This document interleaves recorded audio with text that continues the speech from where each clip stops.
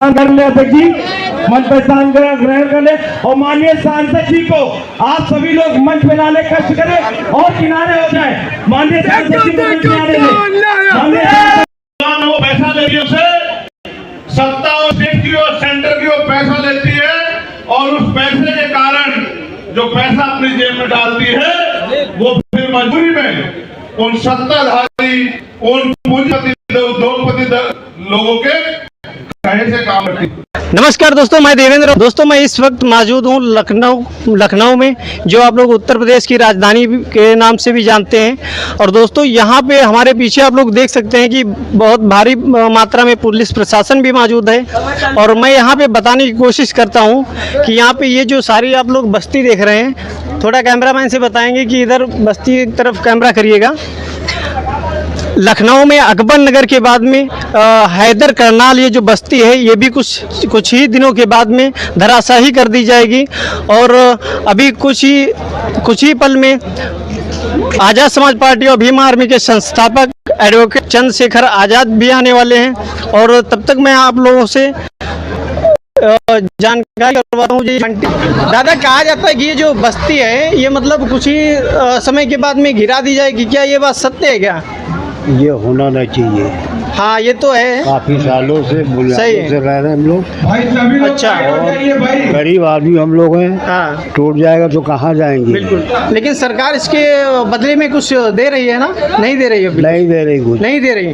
कितने साल से मतलब ये सारी बस्तियाँ, मतलब यहाँ पे कितने साल से आप लोग बसे? तो कम से कम 30 साल तो हम भी हो गए। 30 साल से आप लोग देख सकते हैं कि यहाँ पे 30 साल 40 साल मतलब पुरानी यहाँ पे ये जो मकान बने हुए आप लोग देख सकते हैं। और कितने बहुत सारे पुराने, कुछ आप लोग देख सकते हैं, कुछ पुराने भी मकान, कुछ नए भी मकान बने हुए हैं। बाकी मैं और भी लोगों से जानने की कोशिश करता हूँ इधर। दादा से मैं पूछना चाहूँगा कि अरे इसमें क्या मतलब ये मतलब जो मीटिंग हो रही, चंद्रशेखर जी आ रहे हैं, किस पर्पज से आ रहे हैं यहाँ पे? ये यहाँ पे आ रहे हैं कि जो है यहाँ मलिन बस्ती की रजिस्ट्री जो है हटाने की बात हो रही थी, उसके लिए है आ रहे हैं कि जो है हमारी सांसद में आवाज़ उठाए जिससे ये टूटे। जी जी। क्या लगता है आपको, जो लखनऊ में अभी अकबर नगर जैसे मतलब धराशाही किया गया है और योगी सरकार ने वो एकदम अभी तो हमको लगता है कि योगी जी बैकफुट पे आ गए हैं और योगी जी की सरकार जाने वाले, योगी जी हटाए जाने वाले थे। इस वजह से वहाँ पे अकबरपुर पदनगर में उन्होंने अपना डिसीजन वापस ले लिया है। तो दोस्तों, आप लोगों को बता देता हूँ कि अकबर नगर के बाद में ये भी मतलब जो है योगी आदित्यनाथ जी का मतलब ऑर्डर है। और कुछ दिनों के बाद उसी को बचाव करने के लिए, रजिस्ट्री करने के लिए सांसद चंद्रशेखर आज़ाद जी आने वाले हैं। और आप लोग देख सकते हैं कुछ ही क्षणों में मतलब आने वाले हैं। पुलिस प्रशासन भी गुजारिश करेंगे दिखा दें। बाकी सांसद चंद्रशेखर आज़ाद आने वाले हैं।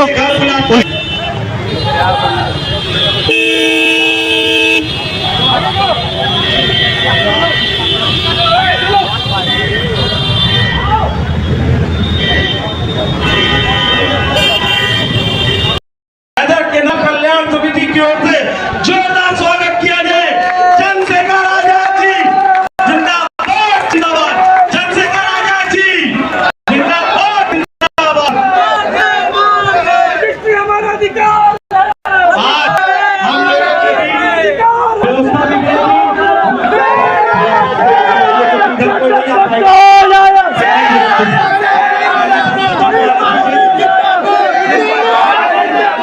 भीम आर्मी के सभी सदस्यों से आग्रह कृपया करके और माननीय सांसद जी को मंच पे आने दें।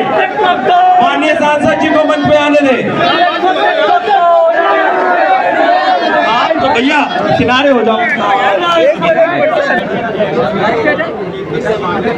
आप सभी से आग्रह है, फोटो हो जाने के बाद रखने का मौका जरूर दिया जाए।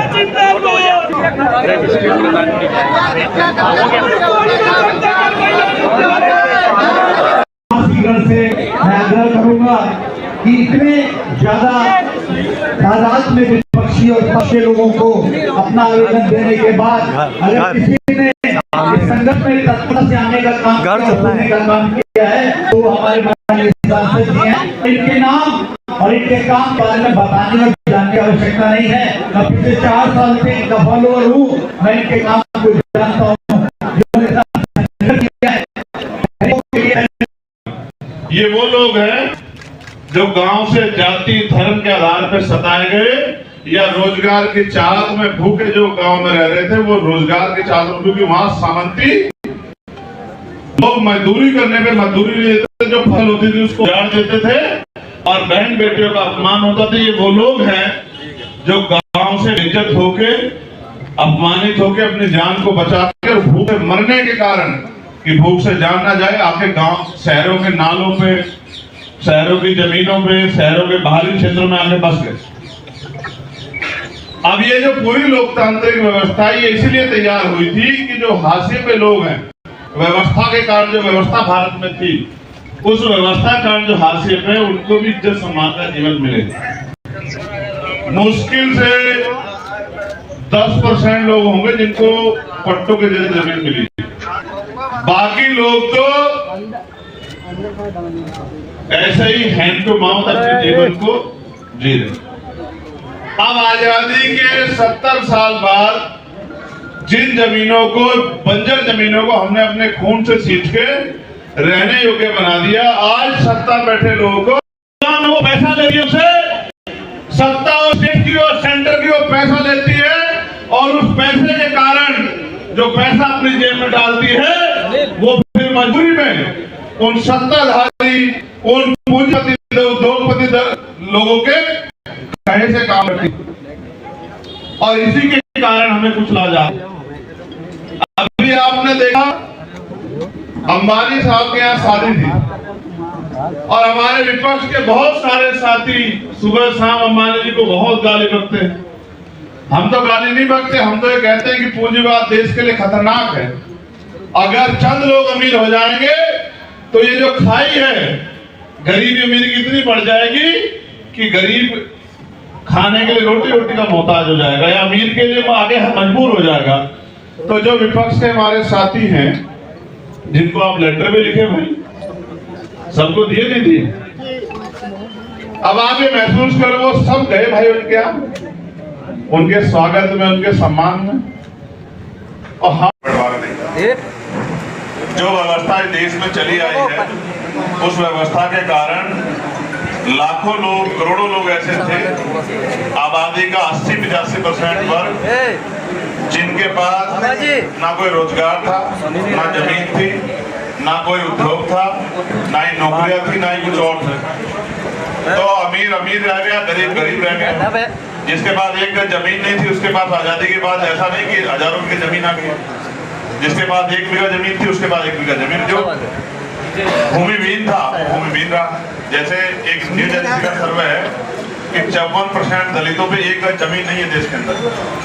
तो ये वो लोग हैं जिनको आज अवैध कहा जा रहा है, जिनसे चुनाव में हाथ जोड़ के वोट मांगी जाती है, जिनके पैर छुए जाते हैं, पैर धोए जाते हैं, पैर दबाए जाते हैं।